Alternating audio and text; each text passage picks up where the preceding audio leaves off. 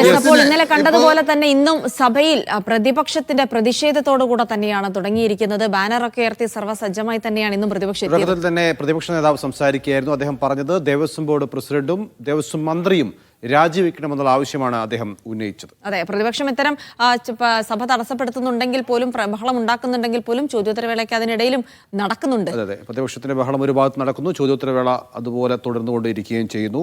KR Saju ഉണ്ട് നമുക്ക് വിവരങ്ങൾ നൽകാൻ നിയമസഭയിൽ നിന്ന്. സാജു, വളരെ വലിയ പ്രതിഷേധം ഉയർത്താനാണ് പ്രതിപക്ഷം ശ്രമിച്ചത്. പക്ഷേ സഭ തടസ്സപ്പെടാതെ ഇപ്പോൾ മുന്നോട്ട് പോകുന്നുണ്ട്. അതോടൊപ്പം തന്നെ പ്രത്യേകമായി പറയേണ്ട ഒരു കാര്യം, ചോദ്യം ഉന്നയിക്കുന്ന ഭരണപക്ഷ MLA-മാർ മിക്കവരും പ്രതിപക്ഷത്തെ കുറ്റപ്പെടുത്തിക്കൊണ്ടാണ് സംസാരിച്ചത്, പ്രതിപക്ഷത്തെ വിമർശിച്ചുകൊണ്ട് സംസാരിക്കുകയും ചെയ്തു. പക്ഷേ മുൻ ദേവസ്വം മന്ത്രി കടകംപള്ളി സുരേന്ദ്രൻ അതേക്കുറിച്ച് ഒരു വാക്കുപോലും പറയുകയും ഉണ്ടായില്ല.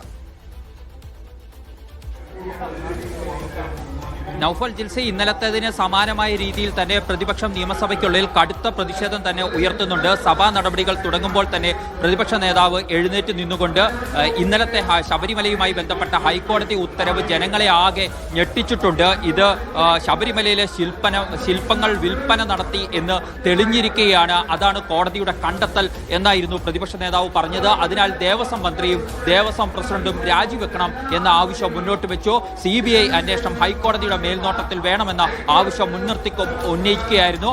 തുടർന്ന് എന്നാൽ പിന്നീട് സംസാരിച്ചത് P. രാജീവും MP. രാജേഷുമായിരുന്നു. ഭരണപക്ഷത്തു നിന്ന് രണ്ടുപേരും ഉന്നത നീതിപീഠത്തിലുള്ള വിശ്വാസം പ്രതിപക്ഷത്തിന് നഷ്ടപ്പെട്ടിരിക്കുകയാണ്, പ്രതിപക്ഷത്തിന് കോടതികളിൽ നിന്നും തിരിച്ചടി നേരിട്ടുകൊണ്ടിരിക്കുകയാണ് എന്ന് മാത്യു കുഴൽനാടന്റെ ഹർജി ഇന്നലെ സുപ്രീം കോടതി തള്ളിയത് ചൂണ്ടിക്കാണിച്ചുകൊണ്ടായിരുന്നു കുത്ത് നടത്തിയത്, പ്രത്യേകിച്ച് P. രാജീവ്. ഇതുകൊണ്ടാണ് ജനങ്ങളെയും കോടതിയെയും പ്രതിപക്ഷത്തിന് ഭയമാണ്, അതുകൊണ്ടാണ് ഇങ്ങനെ ബഹളം വെക്കുന്നത് എന്ന കാര്യം പറയുകയും ഈ അന്വേഷണത്തെ, ഹൈക്കോടതി പ്രഖ്യാപിച്ച അന്വേഷണത്തെ സ്വാഗതം ചെയ്യുകയാണ് സർക്കാർ എന്നും P. രാജീവ് സഭയെ അറിയിക്കുകയായിരുന്നു. പാർലമെന്ററി കാര്യ മന്ത്രി കൂടിയായ MP. രാജേഷ് ആകട്ടെ കുറച്ചുകൂടി കടുത്ത വിമർശനങ്ങൾ ഉയർത്തി. കോടതിയെ ഭയമാണ്, നിയമസഭയെ ഭയമാണ്, ചർച്ചയെ ഭയന്ന് ഭീരുത്വം ആണ് ആവർത്തിക്കപ്പെടുകയാണ് പ്രതിപക്ഷത്തിന്റെ ഭാഗത്തു നിന്നും. വീണിതല്ലോ കിടക്കുന്നു എന്ന മട്ടിൽ ഒരു കോടതി പരാമർശത്തിൽ പെട്ടല്ലോ എവിടെ അദ്ദേഹം എന്ന ചോദ്യവുമൊക്കെ ഉയർത്തി MP. രാജേഷും പരിഹാസം ചൊരിയുന്നതാണ് നമ്മൾ കണ്ടത്. പിന്നീട് പ്രതിപക്ഷം നടുത്തളത്തിലിറങ്ങി പ്രതിഷേധിച്ചു. സ്പീക്കർക്ക് മുന്നിൽ ഇപ്പോഴും ബാനറുകളും പ്ലക്കാർഡുകളും ഉയർത്തി മുദ്രാവാക്യ വിളികളുമായി നിലകൊള്ളുകയാണ് പ്രതിപക്ഷം.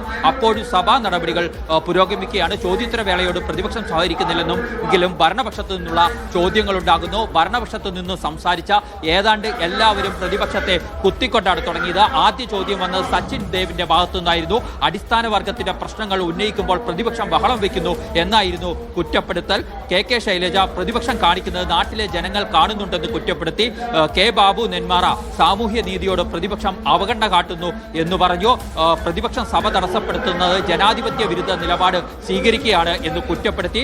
എന്നാൽ പ്രതിപക്ഷത്തെ വിമർശിക്കാതെയായിരുന്നു ഇതിനിടയിലും മുൻ ദേവസ്വം മന്ത്രി കൂടിയായ കടകംപള്ളി സുരേന്ദ്രന്റെ നിലപാട്. അദ്ദേഹം കായിക മന്ത്രിയോടുള്ള ചോദ്യം മാത്രം, ഒരു വരിയിലുള്ള ചോദ്യം മാത്രം ഉന്നയിച്ചുകൊണ്ട് ഇരുന്നു. പിന്നീട് പ്രതിപക്ഷത്തു നിന്ന് വന്ന M. വിജയനും പ്രതിപക്ഷത്തിൻ്റെത് ജനാധിപത്യ വിരുദ്ധ സമീപനമാണ് എന്ന് കൂടി പറഞ്ഞു. അപ്പോഴാണ് കൂടുതൽ ശ്രദ്ധിക്കപ്പെടുന്നത്. അതായത് പ്രതിപക്ഷത്തു നിന്ന് സംസാരിക്കുന്ന MLA-മാർ എല്ലാവരും തന്നെ ഭരണപക്ഷത്തു നിന്ന് സംസാരിക്കുന്ന MLA-മാരെല്ലാം തന്നെ പ്രതിപക്ഷത്തെ കുത്തി നോവിക്കുക, അവർ ഇവിടെ നടക്കുന്ന സഭാ നടപടികളോട് സഹകരിക്കാതിരിക്കുന്നത് ജനങ്ങളോടുള്ള വെല്ലുവിളിയാണ് എന്നൊക്കെ പറയുമ്പോഴാണ് കടകംപള്ളി സുരേന്ദ്രന്റെ പ്രതിപക്ഷത്തെ വിമർശിക്കാതെയുള്ള സമീപനം എന്നുള്ളത് നമുക്കറിയാം. ഇതുമായി ബന്ധപ്പെട്ട് ശബരിമലയിലെ ഈ ഇടപാടുകൾ നടന്ന കാലം എന്ന് പറയുന്നത് ദേവസ്വം മന്ത്രിയായി ഉണ്ടായിരുന്നത് കടകംപള്ളി സുരേന്ദ്രനായിരുന്നു. പക്ഷേ ആ കടകംപള്ളി സുരേന്ദ്രൻ ഈ വിഷയത്തിൽ ഇതുവരെയും ഒരു വിശദീകരണം നൽകിയിട്ടില്ല. ചോദ്യങ്ങളിൽ നിന്നും ഒഴിഞ്ഞുമാറുന്ന സമീപനമാണ് സഭയ്ക്ക് പുറത്ത് സ്വീകരിച്ചത്. പ്രതിപക്ഷത്തെ മറ്റുള്ളവർ ആക്രമിക്കുമ്പോൾ കരുതലോടുകൂടിയുള്ള കടകംപള്ളിയുടെ സമീപനത്തെ കൂടി നോക്കിക്കാണേണ്ടതുണ്ട് ഇന്ന് സഭാതലത്തിൽ എന്നാണ് നമുക്ക് തോന്നുന്നത്.